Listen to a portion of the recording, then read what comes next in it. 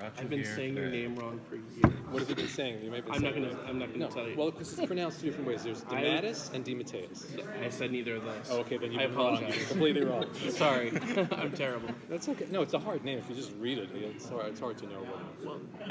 How has your approach to Constantine for animation been different than your approach to characters like him in comics?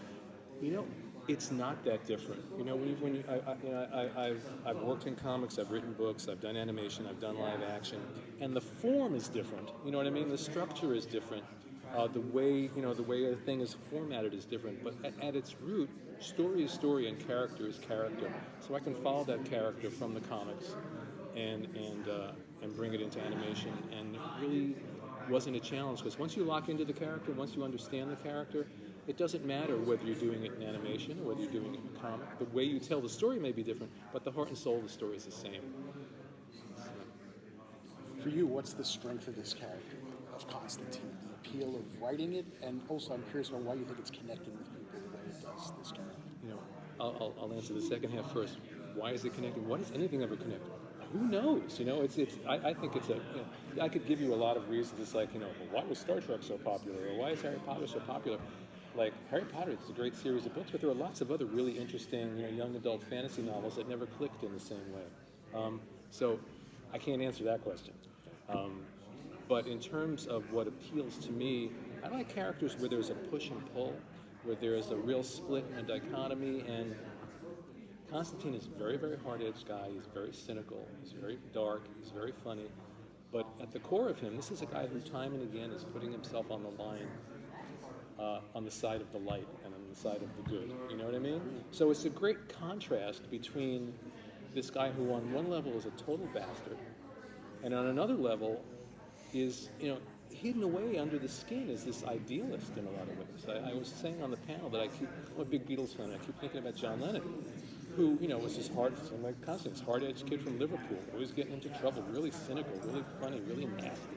And yet he was the biggest idealist on 2 feet. And those two things pulling at him is what made him interesting. And that's what appeals to me about Constantine. Now, Matt has been with this character for a while now, in all different, versions, Arrow, Legends. So, in developing this installment, this animated series, were there conversations with Matt? Did you go like, okay, Constantine wouldn't do that, or he would do this, or maybe we shouldn't put that in there for him? I had no conversations with Matt. I just met Matt for the first time today. So, okay, my bad. I'm a writer. I work in glorious isolation, and then I have a bunch of other people on the phone, producers and whatever, people from the network giving notes. So all the back and forth and the feedback is with them. And so I didn't have any interaction with Matt about this. And I have to say, on this project, I don't think there was one time anyone said, no, that's not Constantine, he wouldn't do that, change that, fix that, you know? All the notes, what I loved about, and I said this on the panel too, but in this process, the note process sometimes can be the hardest part, because you get these notes and sometimes you don't necessarily agree with them, and you have to find a way to input them and still be true to your story that you're telling. All the notes I got in this project were fantastic. Really?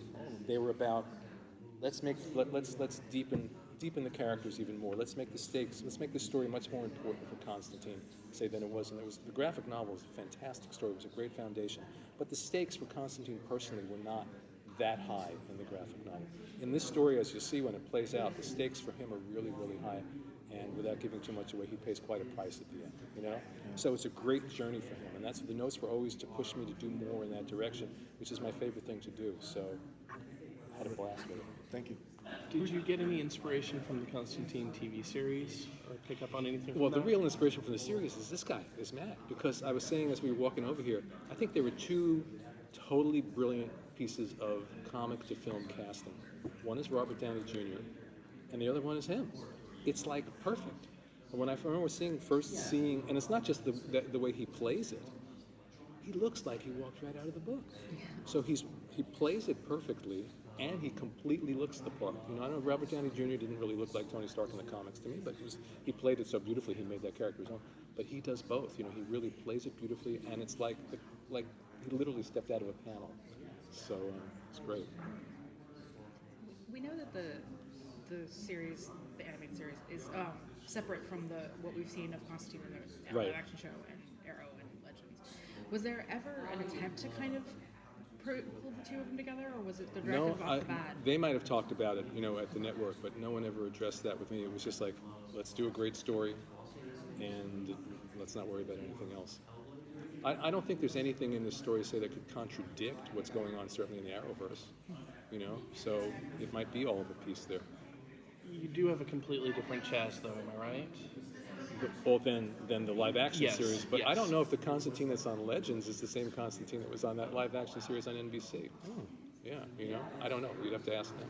I wonder if Matt even knows at this point.